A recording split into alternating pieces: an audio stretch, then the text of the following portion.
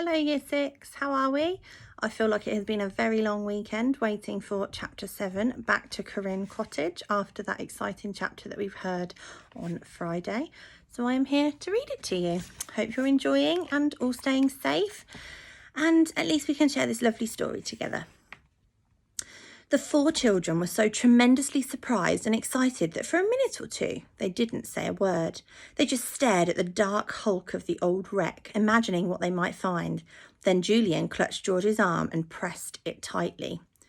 "Isn't this wonderful?" he said. "Oh, George, isn't it an extraordinary thing to happen?" Still, George said nothing, but stared at the wreck, all kinds of thoughts racing through her mind. And then she turned to Julian. "If only the wreck is still mine now it's thrown up like this," she said. "I don't know if wrecks belong to the Queen or anyone, like Lost Treasure does. But after all, the ship did belong to our family. Nobody bothered much about it when it was down under the sea, but do you suppose people will still let me have it for my own, now it's been thrown up?" "Well, let's not tell anyone," said Dick. "Don't be silly," said George. "One of the fishermen is sure to see it when his ship goes slipping out of the bay. The news will soon be out." "Well, then we'd better explore it thoroughly ourselves before anybody else does," said Dick eagerly. "No one knows about it yet, only us. Can't we explore it as soon as the waves go down a bit?" "We can't wade out to the rocks, if that's what you mean," said George. "We might get there by boat, but we couldn't possibly risk it now while the waves are so big. They won't go down today, that's for certain. The wind is still far too strong." "Well, what about tomorrow morning, early?" said Julian. "Before anyone's got to know about it? I bet if only we can get into the ship first, we can find anything there is to find." "Yeah, I expect we could," said George. "I told you divers had been down and explored the ship as thoroughly as they could, but of course it is difficult to do that properly underwater. We might find something they've missed. Oh, this is just like a dream. I can't believe it's true that my old wreck has come up from the bottom of the sea like that." The sun was now properly out, and the children's wet clothes dried in its hot rays. They steamed in the sun, and even Tim's coat sent up a mist too. He didn't seem to like the wreck at all, and he growled deeply at it. "You are funny, Tim," said George, patting him. "It won't hurt you. What do you think it is?" "He probably thinks it's a whale," said Anne with a laugh. "Oh, George, this is the most exciting day of my life. Oh, can't we possibly take the boat and see if we can get to the wreck?" "No, we can't," said George firmly. "I only wish we could, but it's quite impossible, Anne. For one thing, I don't think the wreck has quite settled down on the rocks yet, and maybe it won't till the tide has gone down. I can see it lifting a little still when an extra big wave comes. It would be dangerous to go into it now. And for another thing, I don't want my boat smashed to bits on the rocks and us thrown into that wild water. That's what would happen. We must wait till tomorrow. It's a good idea to come early, though. I expect lots of grown-ups will think it's their business to explore." The children watched the old wreck for a little time longer and then went all round the island again. It was certainly not very large, but it was really exciting, with its rocky little coast, its quiet inlet where their boat was, the ruined castle, the circling jackdaws, and the scampering rabbits everywhere. "I do love it," said Anne. "I really do. It's just small enough to feel like an island. Most islands are too big to feel like islands. I mean, Britain is an island, but nobody living on it could possibly know it unless they were told. Now, this island feels like one because wherever you are, you can see to the other side. I love it." George felt very happy. She had often been on her island before, but always alone except for Tim. She had always vowed that she never would take anyone there because it would just spoil her island for her. But it hadn't been spoilt. It had made it much nicer. For the first time, George began to understand that sharing pleasures doubles their joy. "We'll wait till the waves go down a bit, then we'll go back home," she said. "I rather think there's some more rain coming, and we'll only get soaked through. We shan't be back till tea time as it is, because we'll have a long pull against the outgoing tide." All the children felt a little tired after the excitements of the morning. They said very little as they rowed home. Everyone took turns at rowing, except for Anne, who was not strong enough with the oars to row against the tide. They looked back at the island as they left it. They couldn't see the wreck because that was on the opposite side, facing out to sea. "It's just as well it's there," said Julian. "No one can see it yet. Only when a boat goes out to fish will it be seen, and we shall be there as early as any boat goes out. I vote we get up at dawn. Well, that is pretty early, said George. Can you wake up? I'm often out at dawn, but you're not used to it. Of course we can wake up, said Julian. Well, here we are back at the beach again, and I'm jolly glad. My arms are awfully tired, and I'm so hungry I could eat a whole larder full of things. Woof, said Tim, quite agreeing. I'll have to take Tim to Alf, said George, jumping out of the boat. You get the boat in, Julian. I'll join you in a few minutes. It wasn't long before all four were sitting down to a good tea. Aunt Fanny had baked new scones for them and had made a ginger cake with black treacle. It was dark brown and sticky to eat. The children finished it all up and said it was the nicest thing they had ever tasted. Did you have an exciting day? Asked their aunt. Oh, yes, said Anne eagerly. The storm was grand. It threw up. Julian and Dick both kicked her under the table.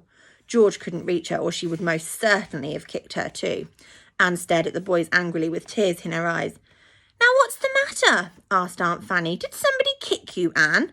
Well, really, this kicking under the table has got to stop. Poor Anne will be covered with bruises. What did the sea throw up, dear? It threw up the most enormous waves, said Anne, looking defiantly at the others. She knew they had thought she was going to say that the sea had thrown up the wreck, but they were wrong. They had kicked her for nothing. Sorry for kicking you, Anne, said Julian. My foot sort of slipped. So did mine, said Dick. Yes, Aunt Fanny, it was a magnificent sight on the island. The waves raced up that little inlet and we had to take our boat almost up to the top of the low cliff there.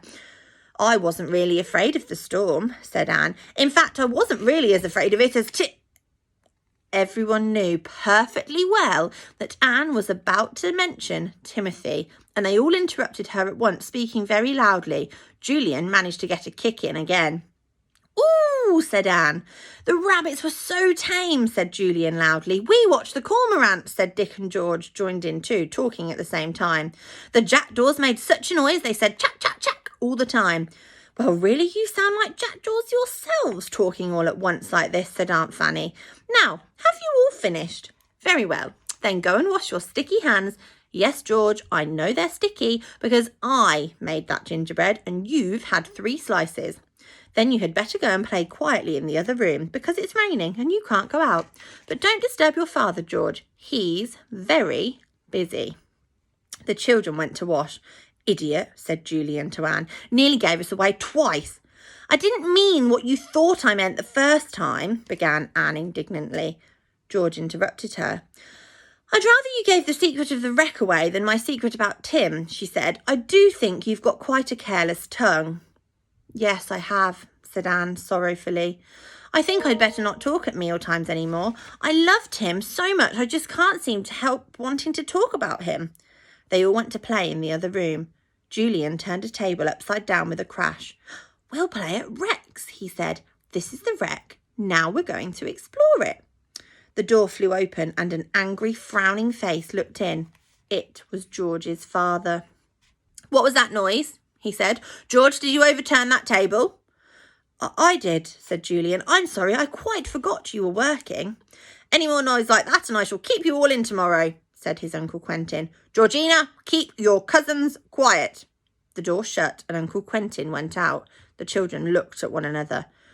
Your father's awfully fierce, isn't he? Said Julian. I'm sorry I made that row. I didn't think. We'd better do something really quiet, said George, or he'll keep his word and we'll find ourselves inside tomorrow just when we want to explore the wreck. This really was a terrible thought. Anne went to get one of her dolls to play with. She had managed to bring quite a number after all. Julian fetched a book. George took up a beautiful little boat she was carving out of a piece of wood. Dick lay back on a chair and thought of the exciting wreck. The rain poured down steadily, and everybody hoped it would have stopped by the morning. We'll have to be up most awfully early, said Dick, yawning. What about going to bed in good time? I'm tired with all that rowing. In the ordinary way, none of the children liked going to bed early, but with such an exciting thing to look forward to, early bed seemed different that night. It will make the time go more quickly, said Anne, putting down her doll. Shall we go now? Whatever do you suppose Mother would say if we went to bed just after dinner, said George. She'd think we were all ill. No, Let's go after supper. We'll just say we're tired with rowing, which is perfectly true, and we'll get a good night's sleep and be ready for our adventure tomorrow morning. And it is an adventure, you know. It isn't many people that have the chance of exploring an old wreck like that, which has always been at the bottom of the sea. So, by 8 o'clock, all the children were in bed, rather to Aunt Fanny's surprise. Anne fell asleep at once. Julian and Dick were not long after, but George lay awake for some time thinking of her island, her wreck, and of course her beloved dog. I must take Tim too, she thought as she fell asleep. We can't leave old Tim out of this. He shall share in the adventure too. We hope you have enjoyed that. Check back in the next couple of days for the next chapter. As always, stay safe, enjoy yourself, keep emailing us and putting posts on the blog. We love it and can't wait to see you all soon.